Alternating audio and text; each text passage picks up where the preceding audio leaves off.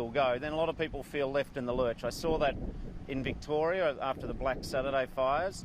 So what we need right across the south coast, right across bushfire affected areas around Australia, is community control. There's been a lot of charity donated, which is excellent. The government's marshalled the boots on the ground and the army. This is not something which will take 5 minutes to fix. Thousands of kilometres of fences, business lost, people not working. If you're in your 60s and 70s and your house is burnt down, you'll be facing a real struggle. Do you rebuild or do you move on? We need to rebuild confidence here. So it's not just having the military, it's having a plan for once the military leave. And in terms of rural fire service preparedness down here, is there anything in terms of, say, what the government should be pushing in terms of their future plans for making sure that we don't sort of relive this sort of experience 10, 15 years down the track? Is there... Well, there's some big questions there. I mean, congratulations to the RFS for what they did. But, and I said, we've come down here to make sure government services are adequate. But there's no doubt in my mind that if you don't have a policy on climate change, if you don't make the long-term investments in infrastructure, then it's not a matter of if, but when it happens again. So it's not good enough for the government to simply say we'll deal with the disaster at hand.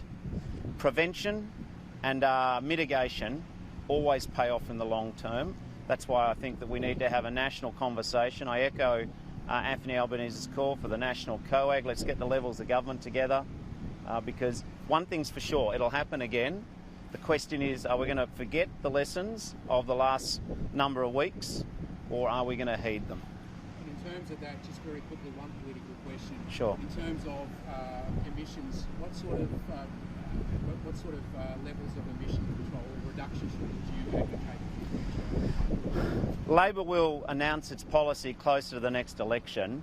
There's no doubt in my mind, though, that this government has for years not done enough. They've tried to hide behind the argument that there's a cost to making changes to prepare for climate change. I've always argued that there's a cost to not acting, and I think that's surely after the summer, which we're still in, by the way. We're not out of the bushfire season. I think we need to have a national conversation rather than just measuring the cost of change. We need to measure the cost of inaction, because that can be devastating. In terms of numbers quickly, is 26% enough, or should we aim higher? No, as I said, Labor will outline its policies closer to the election. But the longer we put off tackling climate change, the more expensive the solutions are going to get. So do you think that's a conversation we should be having now at this time? Whether or not you have it today, I'm more interested in getting Telstra switched on for these people today. But Australians can walk and chew gum. We've got to start having the conversation about climate policies.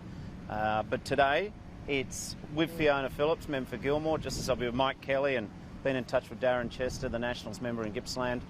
Let's just make sure that people don't... Some of the fires may be out, but that doesn't mean that the clean-up and the recovery has been completed. And I've got no doubt that in coming weeks, months and years, that's when government's got to be a partner to the people on the journey of recovery. It's not just a picture opportunity or a 5-minute story. For the people who've lost houses or the businesses impacted, this is a journey of years to come now. Claudia from the Bay Post, coming back down on a local level. Coming away from this bushfire emergency, we had our local council declaring an economic emergency, with local businesses really struggling, and we're doing all the best we can with our own marketing campaigns such as Love the Bay.